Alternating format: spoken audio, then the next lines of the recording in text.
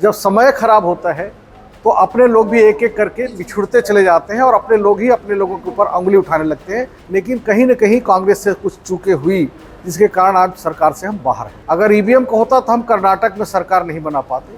अगर ईवीएम का होता तो हम तेलंगाना में सरकार नहीं बना पाते। आज भारतीय जनता पार्टी के छत्तीसगढ़ में सारे उम्मीदवार 1 महीना से लगातार क्षेत्र भ्रमण कर रहे हैं, घूम रहे हैं। जिनको हम लीडर बनाने जा रहे हैं, जिनको हम सांसद का चुनाव लड़ाने जा रहे हैं, अभी तक वो सस्पेंस में पड़े हुए हैं। ये काफ़ी कठिन स्थिति से गुजर रहा है कांग्रेस, और ऐसा दिख रहा है कि अब कांग्रेस रिवाइज हो रहा है, रिबूट हो रहा है और आप वापस कांग्रेस में हैं। क्या लग रहा है कि जो कांग्रेस का रिबूट है वो आप जैसे लोगों की वजह से हो रहा है या फिर कुछ मूलचूल परिवर्तन अभी भी दरकार है उसकी? कांग्रेस का नाम ही वो है। जब देश विषम परिस्थिति से गुजर रहा था, अंग्रेजी हुकूमत फांसी पे लटका रहा था, लोगों को डंडे से मार रहा था, काला जेल की काले पानी की सज़ा दे रहा था, उस समय भी कांग्रेस ने संघर्ष करके और अपनी बलिदान देकर देश को आज़ादी किया है। और वो दिन फिर से रिव्यू होने जा रहा है, ऐसा मुझे लगता है। इस बार कौन सा अंग्रेज? मुझे ऐसा लगता है कि हिंदुस्तान के लोगों को फिर से एक बार आज़ादी की लड़ाई लड़नी होगी, चाहे अपनी आज़ादी की, मानसिक आज़ादी की, आर्थिक आज़ादी की, राजनीतिक आज़ादी की और स्वतंत्रता की आज़ादी की। फिर से देश के आने वाला समय में एक बार लड़ाई लड़नी। ये नया अंग्रेज जो है वो मोदी एंड गैंग है क्या? ये पूरा देश समझता है, हम आप भी समझते हैं, नाम लेने की किसी की आवश्यकता नहीं है।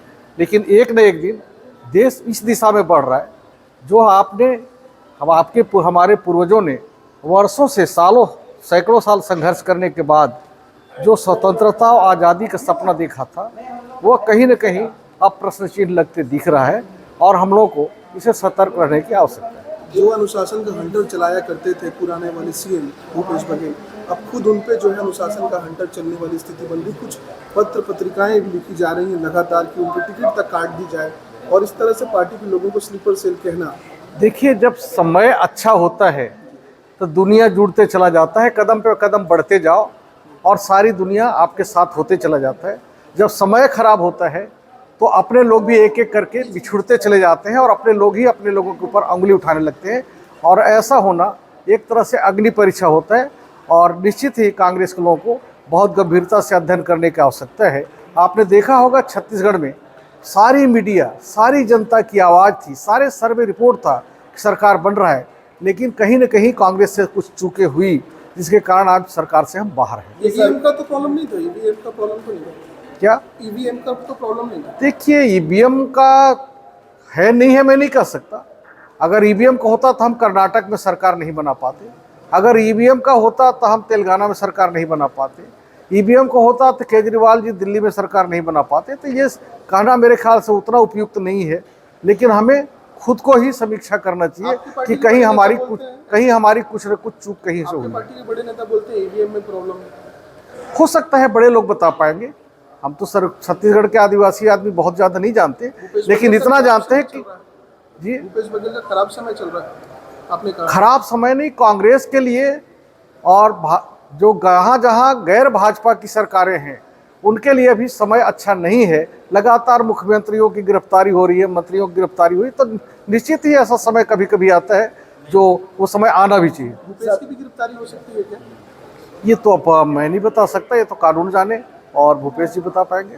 और सरगुजा को लेकर के क्या कहेंगे? सरगुजा लोकसभा सीट अभी क्लियर नहीं हो पाई है, आपके देखिए, काफ़ी समीक्षा लोग कर रहे हैं। मेरा जो व्यक्तिगत राय है, जहाँ जहाँ हमारे एमपी नहीं है, हमारे सांसद नहीं थे, इनको 2 महीना 1 महीना पहले अपना कैंडिडेट डिक्लेयर कर लेना चाहिए। और निश्चित ही हमारी चूक हुई है, विलम्ब हुई है, चाहे समीक्षा कारण जिसके कारण भी। आज भारतीय जनता पार्टी के छत्तीसगढ़ में सारे उम्मीदवार 1 महीना से लगातार क्षेत्र भ्रमण कर रहे हैं, घूम रहे हैं, अपनी तैयारी कर रहे हैं। और हमारा कांग्रेस का लीडर अभी जिनको हम लीडर बनाने जा रहे हैं, जिनको हम सांसद का चुनाव लड़ाने जा रहे हैं, अभी तक वो सस्पेंस में पड़े हुए हैं।